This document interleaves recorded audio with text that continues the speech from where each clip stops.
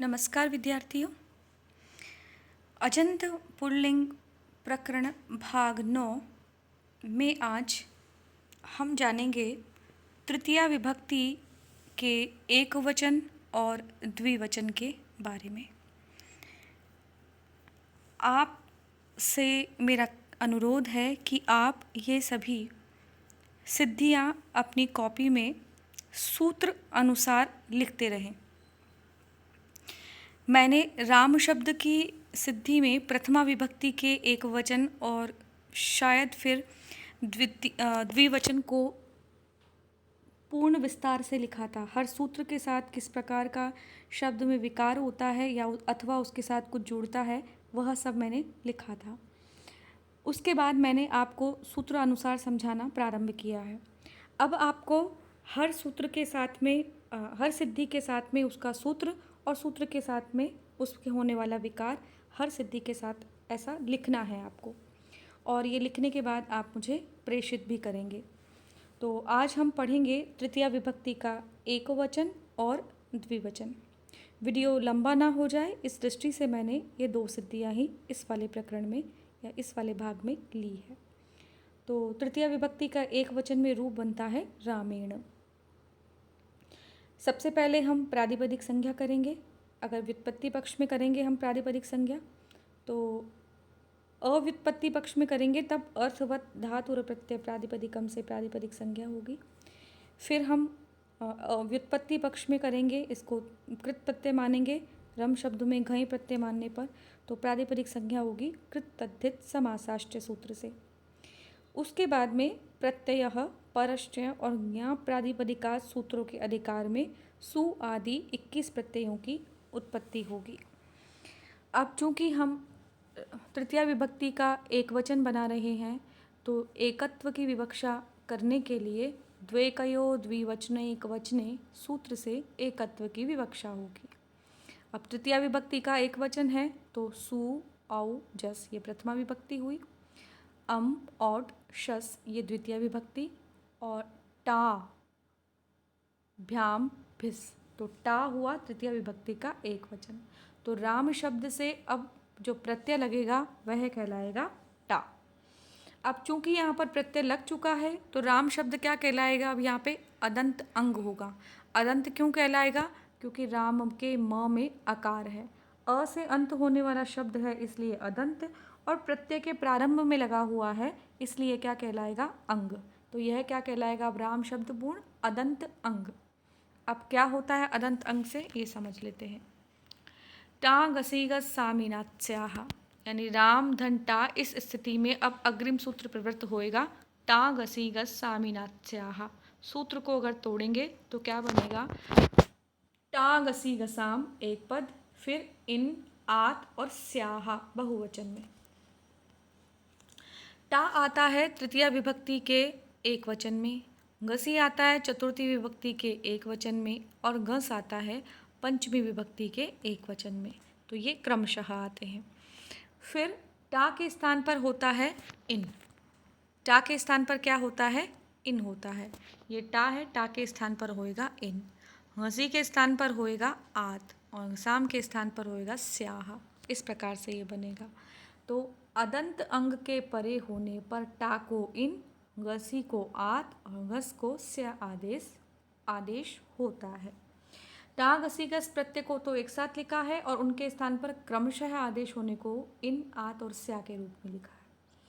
अब कैसे होगा? राम धन टा, यह कैसा है? अदंत अंग है, तो अदंत अंग होने से इसमें टा के स्थान पर इन आदेश हो जाएगा। राम धन इन बना, ये यहाँ पर बन गया। अब अकार है, म के अंदर स्थित अ है और इनका ई है, तो अ और ई मिलकर क्या बनते हैं? गुण बनते हैं। सूत्र लगेगा आद गुणः। आद गुणः सूत्र से गुण आदेश होगा, शब्द बनेगा रामेण। अब हमको शब्द बनाना क्या है? रामेण। न को णत्व होएगा, किस सूत्र से? जो हमने पहले पढ़ा था जब हमने रामान की सिद्धि करी थी, लेकिन वहाँ पे णत्व नहीं किया था, यहाँ पे णत्व करना है हमको। वह णत्व क्यों नहीं किया था वो समझेंगे, और यहाँ पर णत्व क्यों होगा ये समझेंगे अभी। तो किस सूत्र से णत्व होगा? अट कुप्वांगनुम विवाहयपि, यानी अट अकार या क्षमा कीजिएगा, अट प्रत्याहार, कु का मतलब क वर्ग, प का मतलब प वर्ग, ये पू है यहाँ पर, फिर उकार निकलेगा इसमें से, व के स्थान पर उ होगा, तो पू यानी प वर्ग, फिर आंग का मतलब है आंग उपसर्ग, और नुम का मतलब है अनुस्वार। इन सब का व्यवधान होने पर अथवा एक या एक से अधिक का भी व्यवधान होने पर अगर कहीं पर न हो तो उस समान पद के अंदर न के स्थान पर णत्व हो जाता है। अब सबसे पहले जो शर्त होती है न को णत्व करने की, वह होता है ये समान पद में होना चाहिए। तो रामेण पूरा एक पद है। दूसरा, कब होएगा न को णत्व? जब किसी पद के अंदर या तो रेफ आया हो अथवा मूर्धन्य शकार। मूर्धन्य शकार कौन सा होता है? ये वाला शकार।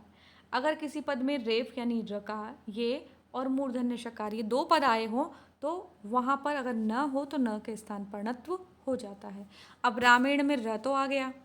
अब व्यवधान किस किस का है? अ का, जो अट प्रत्याहार में आ गया। म किस में आ गया? प वर्ग के अंदर आ गया। और इण ए आ गया। ए किस में आ गया? अट प्रत्याहार में आ गया। अब बचा न के स्थान पर णत्व, तो न के स्थान पर णत्व हो जाएगा इस सूत्र से। अब प्रश्न यह उपस्थित है कि रामान जो द्वितीय विभक्ति का बहुवचन है, जो शब्द ऐसे लिखा जाता है रामान, उस रामान में न को णत्व नहीं हुआ था इस सूत्र से, जबकि वहाँ भी र का, फिर आंग का नहीं अट का, फिर म का यानी प वर्ग का, फिर अ का व्यवधान था। ऐसा ही व्यवधान कुछ कुछ यहाँ पर भी है, फिर भी यहाँ न को णत्व नहीं हुआ और यहाँ पे न को णत्व हो गया है। तो हमने वहाँ पे एक सूत्र पढ़ा था पदान्तस्य। यदि पद के अंत में न हो तो उस को णत्व नहीं होता है। अब आप ये भी कहेंगे मैडम यहाँ पर भी न है, फिर इस न को णत्व कैसे हो गया? तो ये न पदांत नहीं है। क्यों नहीं है पदांत? देखिए वहाँ पे रामान में न कैसा है? हलंत वाला था। कैसा था न? हलंत वाला था।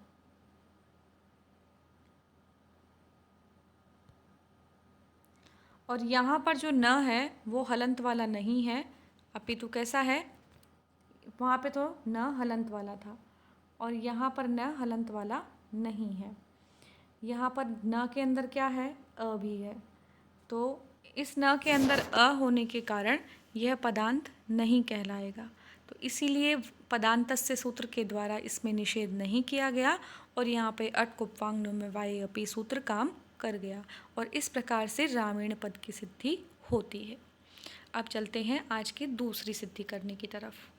दूसरी सिद्धि करेंगे रामाभ्याम, जो कि तृतीय विभक्ति का द्विवचन है। पूर्ववत यहाँ पर भी अव्युत्पत्ति पक्ष में अर्थवत धातु और प्रत्यय प्रातिपदिकम से प्रातिपदिक संज्ञा करेंगे। फिर द्वितीय सूत्र व्युत्पत्ति पक्ष में कृत तद्धित समासाष्ट से प्रातिपदिक संज्ञा करेंगे।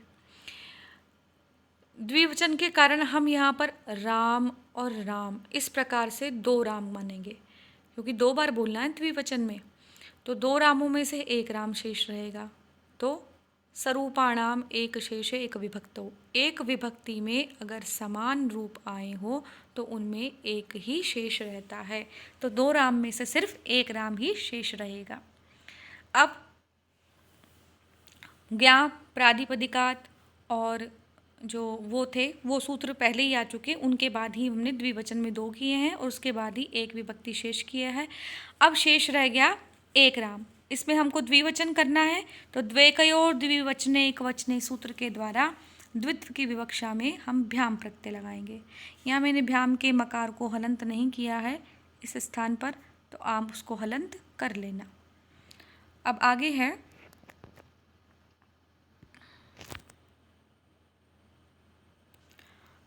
है द्विवचन हो गया, राम धन भ्याम हो गया। अब इस स्थिति में अग्रिम सूत्र प्रवृत्त होता है। क्या कहता है अग्रिम सूत्र? सुपिच, ययादि सुप परे होने पर अदंत अंग को दीर्घ हो जाता है। सबसे पहली शर्त कि क्या होना चाहिए? अदंत अंग होना चाहिए। तो क्या अदंत अंग है राम? तो हमने पहले चर्चा कर ही ली है इस बारे में, राम अदंत अंग है। अब ययादि सुप परे होने पर, अब ये ययादि सुप क्या होता है? देखिए, यय होता है प्रत्याहार। कहाँ से बनेगा? अच छोड़ने के बाद जहाँ से हल प्रारंभ होते हैं माहेश्वर सूत्रों में, तो हयवरट, अयुण, रीलृक, एओंग, अयोच, यहाँ तक हो गए स्वर खत्म। फिर ह से प्रारंभ होता है हल यानी व्यंजन, तो ह य, तो ह को छोड़ दिए, य से प्रारंभ कीजिए। हय वरट के य से य व र, ट को गिनेंगे नहीं। फिर लण में का ल लेंगे, फिर य म ङ ण न, न छूट गया यहाँ पे, जबकि मैं लिख दिया न आएगा यहाँ पर, म के स्थान पर क्या आएगा, न आएगा, तो न यहाँ पर न मानिए। फिर झबय, झबय का झ और भ, यह अंत में आ गया, तो अब यहाँ पर खत्म हो गए। तो कितने, य व र ल य म ग ण न और झ भ, ये जितने पद हैं ये सब क्या कहलाएंगे, ययादि प्रत्याहार के अंदर गिने जाएंगे। अब सूत्र क्या कह रहा है कि यदि सुप जो प्रत्यय हैं आपके, यानी सु, औजस, अम और शस, टाभ्याम भिस से लेकर अंतिम घसी व्याम बस घस औस आम तक जो प्रत्यय हैं, यदि उनमें से कोई प्रत्यय य व र ल य म ग ण न झ भ इनसे प्रारंभ होता है, तो आप अजंत अंग को क्या कर दो, दीर्घ कर दो। दीर्घ का मतलब क्या, अ को आ हो जाएगा, ह्रस्व इकार को दीर्घ ईकार हो जाएगा, ह्रस्व उकार को दीर्घ उकार हो जाएगा, और री को बड़ा दीर्घ रीकार हो जाएगा। ठीक है, तो म है, म कैसा है, अदंत अंग है। इसके पीछे जो भ्याम आया है, जो सुप प्रत्यय है, वो ययादि सुप है। भ किस में गिना जाएगा यहाँ पर, तो भ यहाँ पर गिना जा रहा है आराम से, किस में, ययादि के अंदर, ययादि के अंदर आ जाएगा ये भ प्रारंभ का।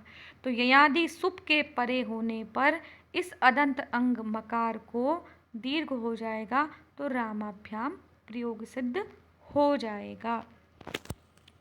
ठीक है, इस प्रकार रामाभ्याम की सिद्धि होती है। तो आज के वीडियो में ये दो ही सिद्धियाँ, अगले वीडियो में हम तृतीया विभक्ति के बहुवचन के बारे में चर्चा करेंगे। धन्यवाद।